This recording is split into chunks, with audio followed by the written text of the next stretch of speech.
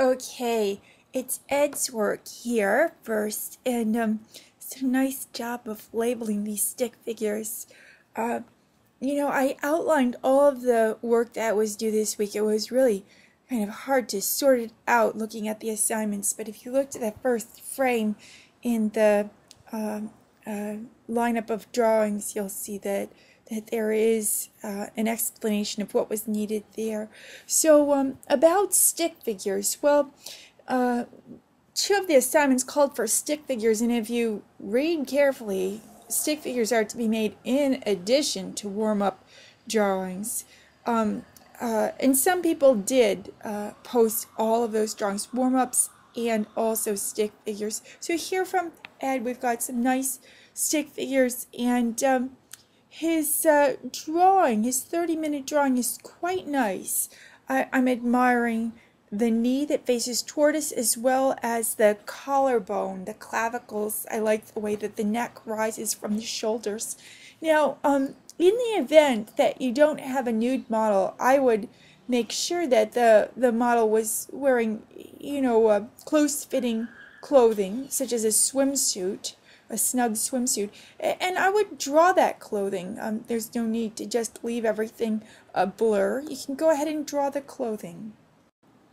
So here's Michael's work, and at first I didn't think he was going to be able to get charcoal. He contacted me and expressed that he was having some difficulty during the week, but it looks as though he's gotten it, and he seems to be drawing on this charcoal paper that has a nice texture. It's actually just divine to draw on that with charcoal. So he's made a lot of drawings, and the week called for a lot too. Of course, we're in an accelerated class, and things go at a fast clip. There's a heavy workload there, but there's just no other way to become proficient at drawing the figure other than to draw. So let's see.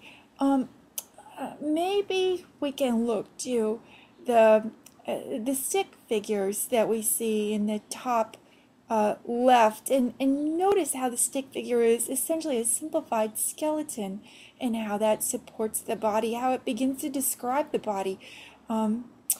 There's one thing that I'd like to advise you to look out for, Michael, and that is the waist in the female figure.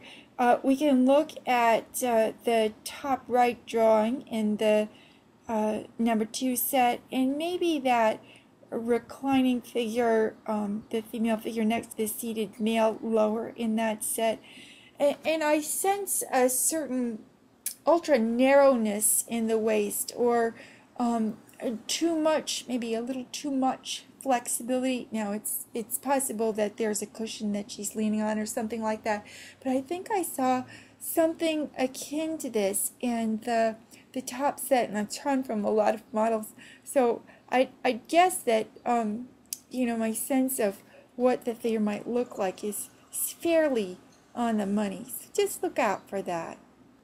So Diana's really been drawing her heart out. I've got 3 pages of her drawings here. These are great. I love to see you working from the unclothed model, and the figure is looking really substantial. In some of the sketches with more than one figure per page, I'm sensing that the page was not square in front of you. It looks like your paper, your sketchbook was tipped. It's a good idea to line that paper up square in front of you. Sit at a desk or an easel. Prop things so that you can determine, what's a true vertical.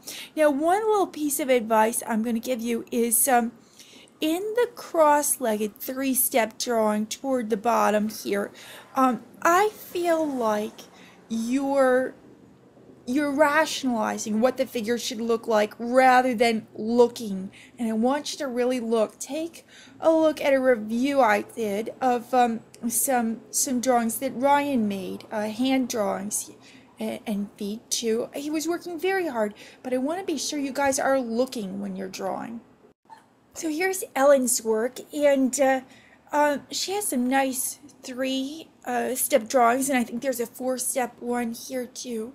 And also the figures for which we don't see the steps, they're realized quite well. I like the nude seated in the chair toward the bottom center. I'm just interested in that pose.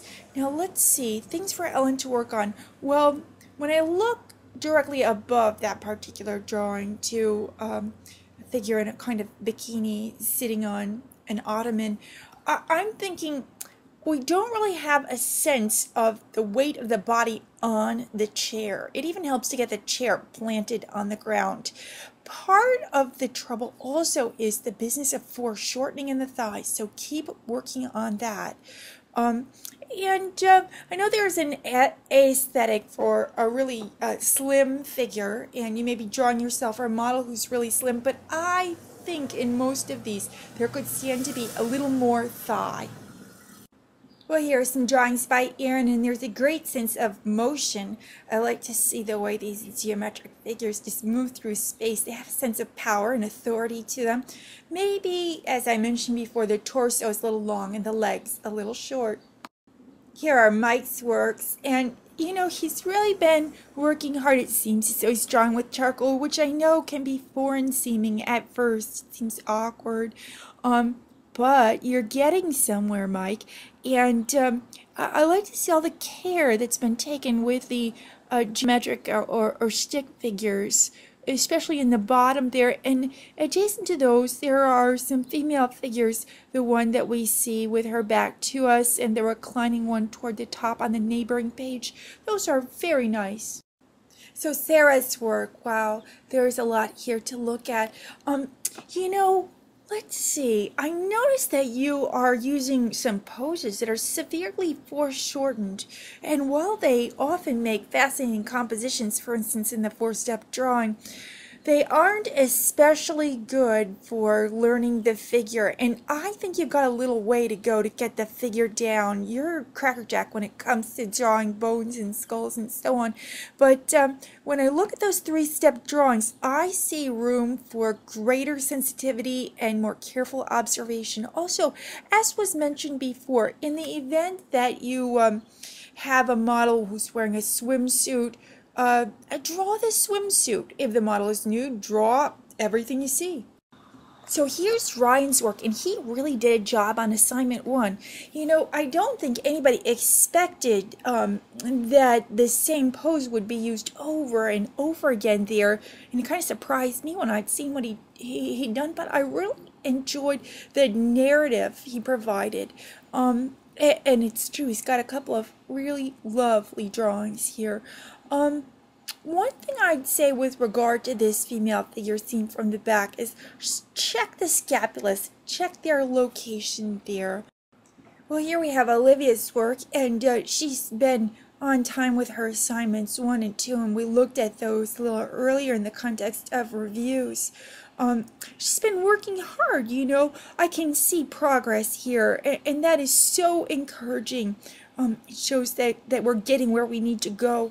You know, one of my favorite drawings is that one that's kind of bottom center. It has strong values. What a lovely solution. It might be that the limbs aren't perfectly proportioned, but for the strong dark and light and the sculptured quality of the body, that's just a marvelous piece. And I think she used a good light on the model, and I want to encourage everybody to do that. Also, in bottom right, there's a nice work with a variety of values and a real sense of 3D. And here's Robert's work. You know, a great deal of care taken to interpret the poses with the stick or geometric figures. You know, I do appreciate the work there and where you're getting with that, but I think you could go faster, and I think drawing fast is actually a skill that's worth developing. Your work is going to be more spirited if it's down on the page with rapidity.